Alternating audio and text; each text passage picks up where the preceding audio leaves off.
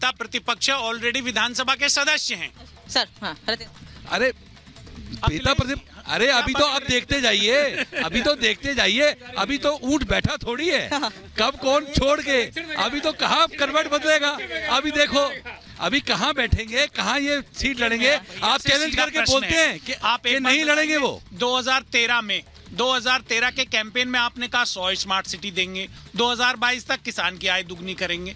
अरे भाई कहाँ, नौकरी नहीं, कुछ नहीं, काला धन विदेश में बढ़ गया जिसको आपने लाने की बात करी थी। देश में इलेक्टोरल बॉन्ड्स के ऊपर नया बवेला कट रहा है। ऐसी खबरें आ रही है कि एक कंपनी तो दुष्यंत जी वो तो 300 करोड़ रुपया सालाना घाटा, दुष्यंत जी वो तो 330 करोड़ रुपया चंदा देती है। अरे भाई ऐसा कौन सा मैकेनिज्म आपने बना दिया, ऐसा आपके अंदर कौन से सुरखाब के पर लगे हुए हैं? मैडम हम तो एक बात कहेंगे कि 20 करोड़, केवल 20 करोड़ के हिसाब से अगर एवरेज लगाएं तो 300 एमपी है भारतीय जनता पार्टी के पास, तो 20 करोड़ की एवरेज आती है। जबकि बाकी पार्टियों की अगर आप लोगे, बाकी पार्टियों की लोगे ना, ठीक है। संजय मिश्रा 800 करोड़, 80 करोड़ सर, एक एक करके खर्चा नहीं कर रहे, इलेक्ट्रॉल की बात कर रहे हैं, इलेक्ट्रॉल में बता रहे हैं। नहीं है आपके पास सर, रुक जाइए। मैं संजय जी से बहुत सीरियस डिबेट है, क्योंकि चुनाव का मामला है। प्रेम जी का सवाल बिल्कुल वाजिब है कि नरेंद्र मोदी जी के नाम पे वोट मांगे जा रहे हैं देश में। उनके काम कहाँ चले गए? काम पे क्यों नहीं वोट मांगे जा रहे हैं? काम किया है तभी तो नाम चल रहा है। बात सुन लीजिए ना, वो काम उनका मैं गिना रहा हूँ, क्यों काम पे वोट नहीं मांगे जा रहे हैं। किसान सड़कों पे है, महिलाएं भटक रही हैं, नौजवान नौकरी पेशा के लिए घूम रहा है, कहीं कुछ नहीं है देश में, इसीलिए काम पर नहीं। नरेंद्र मोदी जी के जो आडंबर जो दिखाए गए ना, चेहरे बनाए गए हैं, अयोध्या के नाम पर वोट मांगे जाएंगे नरेंद्र मोदी। आप क्या कहना चाहते हैं? अयोध्या में काम नहीं हुआ है, आप क्या कह रहे हैं? अयोध्या में काम नहीं हुआ है। मैं ये कहना चाहता हूँ, अभी प्रेम जी से सवाल करिए, इनमें दम है तो महंगाई, बेरोजगारी, शिक्षा और स्वास्थ्य जैसे मुद्दों पे चुनाव लड़के दिखाएं। मैं कह रहा हूँ कि उनके चेहरे पे वोट मांग रहे हैं ना, दम है तो इस मुद्दे पे आए। और मैं कहता हूँ कि मैं इंडी गठबंधन के साथ, या इंडी कहते हैं ना, ये इंडा गठबंधन में दम है तो इंडिया गठबंधन के सामने इस मुद्दे पे, मतलब अवधेश जी ये कह रहे हैं कि मुद्दे वो नहीं है, मुद्दे आप अयोध्या की तस्वीर दिखा रहे हैं, लेकिन जो मुद्दे हैं वो रोजगार और दूसरी बातें कर रहे हैं, उन मुद्दों पर चुनाव नहीं लड़ना चाह रहे हैं। नहीं, जो उठा रहे हैं वो सही है। अयोध्या मुद्दा है और देश के लिए बड़ा मुद्दा है। 22 जनवरी भारत के इतिहास में एक ऐसा जुगांतकारी दिन था जिसने जो एक प्रोसेस शुरू हुआ 2014 से पैराडाइम शिफ्ट का राजनीति में, उसको कंसोलिडेट किया है। और 22 जनवरी एक ऐसा पहचान चिन्ह है जहां से राजनीति की धारा निर्धारित हो रही है, वो मुद्दा है। और 22 जनवरी के मुद्दे में भी रोजगार है, क्योंकि 22 जनवरी से किसी को रोजगार केवल अयोध्या नहीं, पूरे देश पर नहीं, ऐसा है, केवल अयोध्या मुद्दा नहीं है, लेकिन अयोध्या एक प्रमुख मुद्दा लोगों के अंदर है। अगर बीजेपी कम भी उठाएगी ना, तो लोग उसके आधार पर वोट डाले निकलेंगे, ये लोगों का मनोभाव है। INDIA के साथियों की समस्या यह है, नहीं ऐसे एक मिनट, माइक लेके आपके पास अरे भाई आप लोग बड़ा बोले हो, मैं तो चुपचाप खड़ा हूँ उस समय से, 3-3 4-4 आप लोग बोलिए। नहीं सुनिए, सही बोलने का सुनिए, सही बोलने का सर्टिफिकेट केवल इन्हीं के पास नहीं है ना, ये गलत सब है ना, तो इनको नहीं कहा आप गलत बोल रहे हैं। बस सुनिए, मुझे क्या बोलना है भाई, ऐसा है मैनिफेस्टो में किसके था? सुनो ना, मंदिर मैनिफेस्टो में किसके था? वो तो सीधे कह रहे हैं ना, वो तो सीधे कह रहे हैं कि आप अपने मैनिफेस्टो में राम मंदिर का जिक्र कर देते, आप अपने मैनिफेस्टो में राम मंदिर की बात कह देते। इच्छा ही नहीं थी कभी। आ रही हूँ में महंगाई जैसा था कि नहीं, मुद्दा था कि बेरोजगारी मुद्दा था कि नहीं था? आप ये बताइए, देश का विकास, ये जो इन्होंने 100 स्मार्ट सिटी की बात की, नरेंद्र मोदी जी ने किया था नहीं किया था? और मैं सबसे बड़ा सवाल पूछ रहा हूँ कि यदि क्या आपके लिए राम मंदिर कभी मुद्दा था? मैं कह रहा हूँ, राम मंदिर का ताला ही खुलवाया राजीव गांधी ने, लेकिन क्या किया उसके बाद? नहीं किया। नरसिम्हा राव का योगदान बहुत, उसके बाद शंकराचार्य अविमुक्तेश्वरानंद सरस्वती जी महाभाग महाराज जी ने पूरा केस लड़ा, गवाही दी।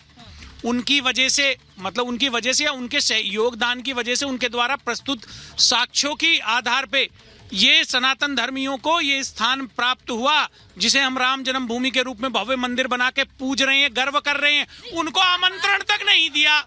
बार प्रेम जी बार मंदिर की बात करना क्या बताता है कि मंदिर बनने से डर गए हैं, अयोध्या के विकास से डर गए हैं, या कोई और मुद्दा बचा नहीं है? सर आ रही है, रुकिए, आ रही हो। प्रेम जी जवाब देना, जो बाहर है उसको जवाब देने दीजिए। सर सर मैं सवाल पूछ रही हूँ ना, मैं आपकी बात पहुंचाऊंगी। रुकिए अवधेश जी, रुकिए। प्रेम शुक्ला, अवधेश जी।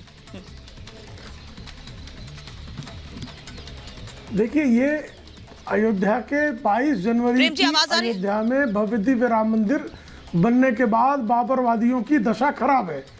ऐसे में जो है वो पीड़ित है। मैं कल कानपुर गया था, हमारे क्षेत्रीय अध्यक्ष हैं प्रकाश पाल जी, उन्होंने एक पंक्ति कही, उन्होंने कहा जाको प्रिय न राम वैदेही ताको ओट कदापि न देही।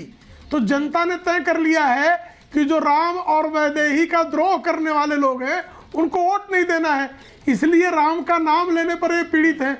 आप तो जानती हैं भारतीय जनता पार्टी ने 1989 में अपने संकल्प पत्र में यह संकल्प लिया था कि हम भव्य दिव्य राम मंदिर के निर्माण का मार्ग सुगम करेंगे, और भव्य दिव्य राम मंदिर का न केवल निर्माण हुआ, वहां पर प्राण प्रतिष्ठा हुई, भव्य दिव्य प्राण प्रतिष्ठा हुई। पूरे दुनिया में जो है राम लला का जो भगवा ध्वज है वो गगनचुंबी हुआ फहरा रहा है, और बाबरवादियों की जो कलंकित उनकी पूरी क्रीड़ा थी वो सबके सामने बेनकाब हुई। तो उसके कारण इनको पीड़ा तो है, ये वो पीड़ित रहने वाले हैं। संजय मिश्रा वहाँ मेरे राम साथ मंदिर यहाँ बना है। संजय इसी मिश्रा तरह से ये कह काशी रहे में जो है हैं, संजय मिश्रा ये कह रहे हैं कि आप बेरोजगारी, स्वास्थ्य, शिक्षा इस मुद्दे पर चुनाव लड़िए। वो मुद्दे बता रहे हैं, वो कह रहे हैं इन मुद्दों पर चुनाव लड़िए। बीजेपी भुनाने की कोशिश कर रही है राम मंदिर को। अब उस मुद्दे को भी सुन लीजिए, इस मुद्दे को भी सुन लीजिए। आप मुझे बताइए 5 लाख रुपए तक स्वास्थ्य का जो है बीमा किसने किया? आदरणीय मोदी जी ने किया। सबसे अधिक एम्स किसने खोले? आदरणीय मोदी जी ने खोले। सबसे ज्यादा तेज गति से कोविड के टीके किसने दिए? मोदी जी ने दिए। बेरोजगारी की बात करते हैं, ये 3.9 करोड़ लोगों का ईपीएफओ में सिर्फ 20 से 23 के बीच में रजिस्टर हुआ। इसका मतलब ऑर्गेनाइज सेक्टर में जो है लगभग 30 से 40 करोड़ रोजगार का सृजन हुआ, सिर्फ 20 से 23 के बीच में 16 करोड़। ठीक है सर, मैं रोक रही हूँ आपको, धर्मेंद्र जी से जवाब लूंगी। धर्मेंद्र जी, प्रेम शुक्ला कह रहे हैं सबसे ज्यादा स्वास्थ्य योजनाएं प्रधानमंत्री मोदी के नेतृत्व में हुई हैं। आयुष्मान कार्ड योजना किसके नेतृत्व में शुरू हुई है? सबसे ज्यादा एम्स किसके राज्य में खुले हैं? शिक्षण संस्थान सबसे ज्यादा किसके राज्य में खुले हैं? आप लोगों को ये नहीं दिखता है?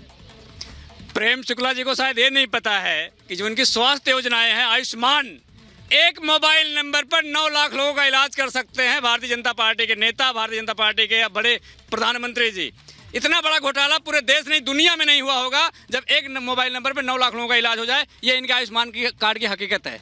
भारतीय जनता पार्टी ये बताना भूल जाती है कि 80 लाख लोगों को जो राशन दे रही है, 80 लाख लोग गरीबी रेखा के नीचे रह रहे हैं, उसमें से 14 लाख लोगों को नहीं दे रही है। 94 लाख एक्चुअल डेटा है, लेकिन उस पर उसका जानकारी नहीं देगी वो। और उसके बाद रोजगार की बात कर रहे थे, मैंने तो नहीं बोला था कि 2 करोड़ रोजगार देंगे 1 साल में, 10 साल में 20 करोड़ हो गया, उस पर हिसाब कौन देगा? मैंने तो नहीं कहा था किसानों की आय दोगुनी हो जाएगी, मोदी जी ने कहा था। आज तक किसानों की आय दोगुनी क्यों नहीं हुई? मैंने तो नहीं कहा था कि एमएसपी की गारंटी होगी, कानून लाएंगे। जब किसान हमारा 13 महीने तक सड़कों पर बैठा रहा और 1000 किसानों की मौत हो गई, उसके बाद भी एमएसपी गारंटी कानून आज तक नहीं आया।